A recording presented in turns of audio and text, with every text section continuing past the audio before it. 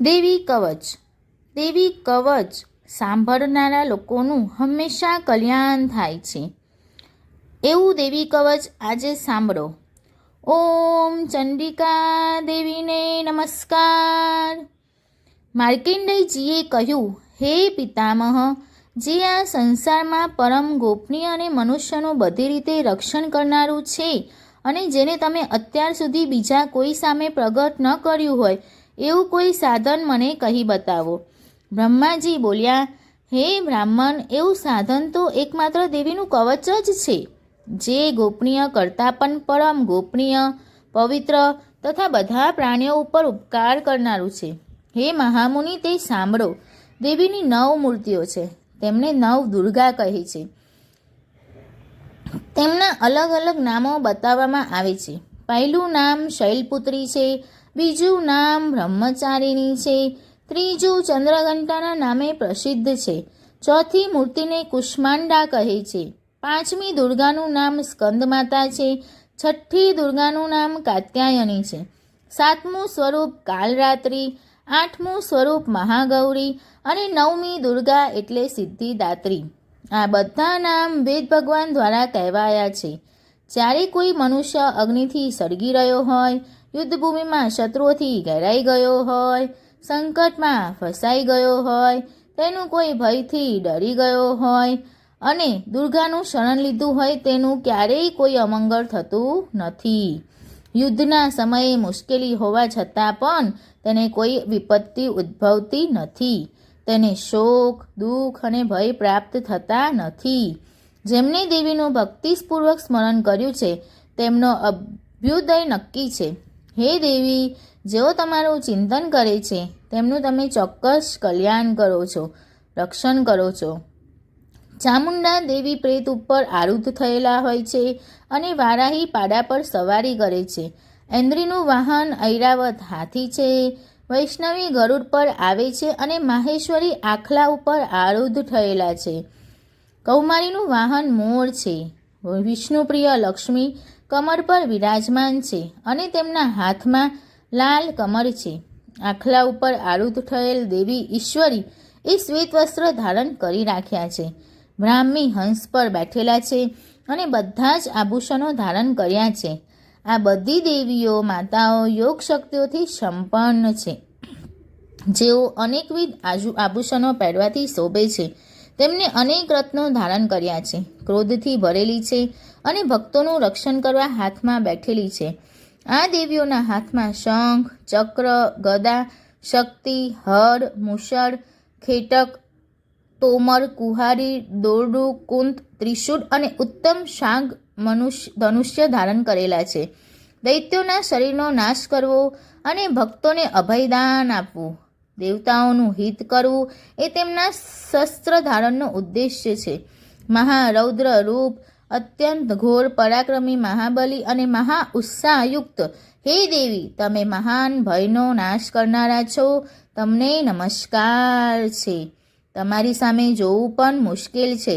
શત્રુઓનો ભય વધારનારા એ હે જગદંબિકા, મારું રક્ષણ કરો. પૂર્વ દિશામાં ઐન્દ્રી શક્તિ મારું રક્ષણ કરે, અગ્નિ ખૂણામાં અગ્નિ શક્તિ, દક્ષિણ દિશામાં વારાહી તથા નૈઋત્ય ખૂણામાં ખડગધારીની મારું રક્ષણ કરે, પશ્ચિમ દિશામાં વારુણી અને વાયવ્ય ખૂણામાં હરણ પર સવારી કરનારા દેવી મારું રક્ષણ કરો.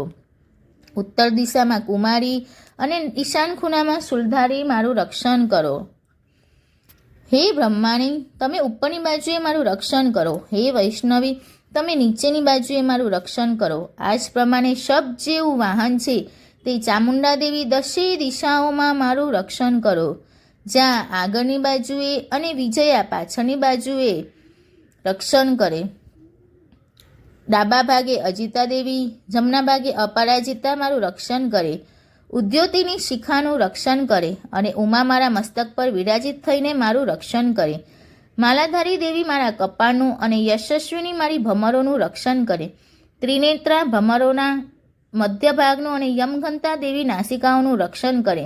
શંખીની બંને આંખોના મધ્ય ભાગનું રક્ષણ કરે અને દ્વારવાસીની કાનોનું રક્ષણ કરે.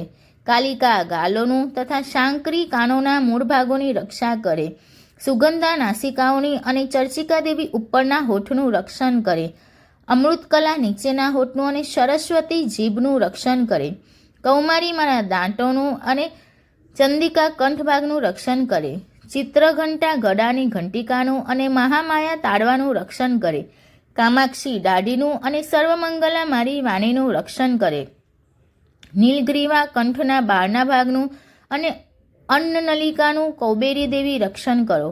ખડગીની બંને ખભાઓનું અને વજ્રધારીની મારા બંને બાહુઓનું રક્ષણ કરો. દંડીની દેવી મને બંને હાથોનું અને અંબિકા આંગળીઓનું રક્ષણ કરે. શૂલેશ્વરી નખોનું રક્ષણ કરે અને ફૂલેશ્વરી કુખ પેટનું રક્ષણ કરો. મહાદેવી બંને સ્તનોનું અને શોક વિનાશીની મનનું રક્ષણ કરે. લલિતા દેવી હૃદયનું અને શૂલધારીની ઉદરનું રક્ષણ કરે. કામિની નાભીનું અને ગુહેશ્વરી ગૃહભાગનું રક્ષણ કરો. પૂતના અને કામિકા લિંગનું અને પાડાને વાહન બનાવનાર દેવી ગુદાનું રક્ષણ કરે. ભગવતી કટી પ્રદેશનું અને ગુંટનોની રક્ષા વિંધ્યવાસિની કરે. સર્વકામનાઓ પૂરી કરનારા દેવી જંઘાઓનું રક્ષણ કરે. નારસિંહી દેવીઓનું પિંડીઓનું રક્ષણ કરે. તેજસ્વી બંને પગોના પૃષ્ઠભાગનું રક્ષણ કરે. શ્રીદેવી પગોની આંગળીઓનું અને તલવાસીની દેવી પગના ટડિયાનું રક્ષણ કરે.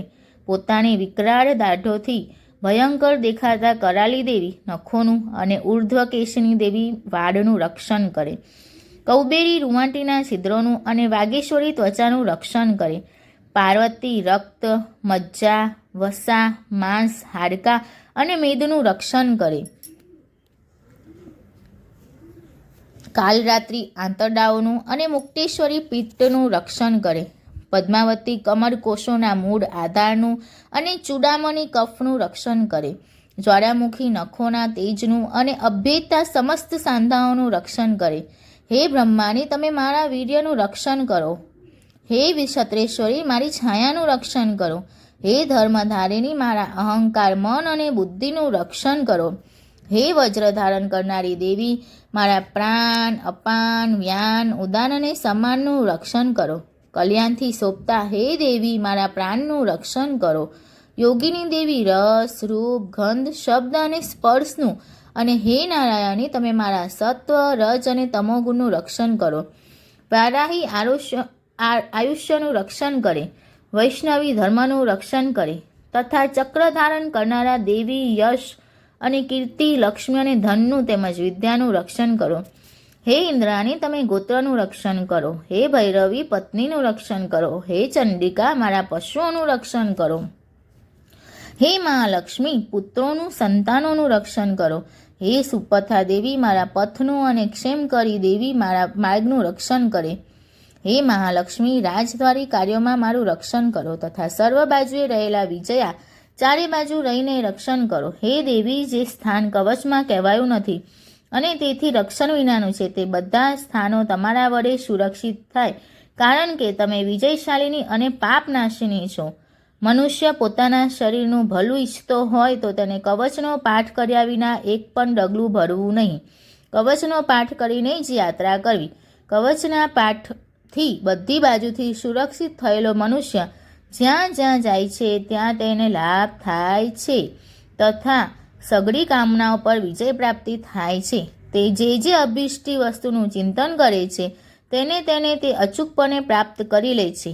તે મનુષ્ય આ પૃથ્વી ઉપર અતુલ ઐશ્વર્ય પામે છે. કવચથી રક્ષાયેલો મનુષ્ય નિર્ભય થઈ જાય છે. યુદ્ધમાં તેમનો પરાજય થતો નથી તથા તે ત્રણેય લોકમાં પૂજનીય બને છે. આ દેવી કવચ દેવતાઓને પણ દુર્લભ છે. જે આ કવચનો દરરોજ 3 સંધ્યાએ શ્રદ્ધાપૂર્વક પાઠ કરે છે તેની દૈવી કલા પ્રાપ્ત થાય છે તથા તે ત્રણેય લોકમાં પરાજિત થતો નથી.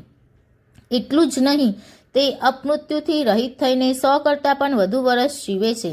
તેની શીતળા, કોઢ વગેરે રોગ થતા નથી અને થયા હોય તો તે નષ્ટ થઈ જાય છે. ભાંગ, અફીણ, ધતુરો વગેરેનું ઝેર કે સાપ વગેરેના કરડવાથી ચડતું ઝેર, અહીં સર્પનું ઝેર અને તેલના મિશ્રણથી બનેલું કૃત્રિમ ઝેર, આ બધા પ્રકારના ઝેર ઉતરી જાય છે અને તેની અસર થતી નથી. આ પૃથ્વી ઉપર મારણ, મોહન, વશીકરણ જેવા જેટલા પ્રયોગો છે તથા આ પ્રકારના જેટલા મંત્રો યંત્રો છે એ બધા આ કવચને હૃદયમાં ધારણ કરી લેવાથી તે મનુષ્યના દેખતા જ નષ્ટ થઈ જાય છે.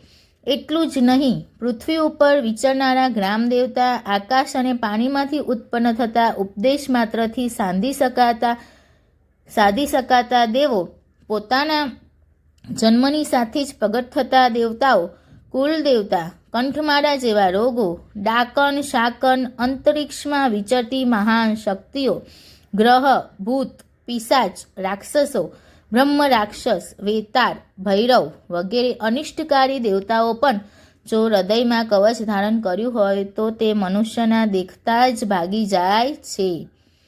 કવચ ધારણ કરનારા મનુષ્યની રાજા તરફથી સન્માન અને વૃદ્ધિ થાય છે. આ કવચ મનુષ્યના તેજની વૃદ્ધિ કરનારું અને ઉત્તમ છે.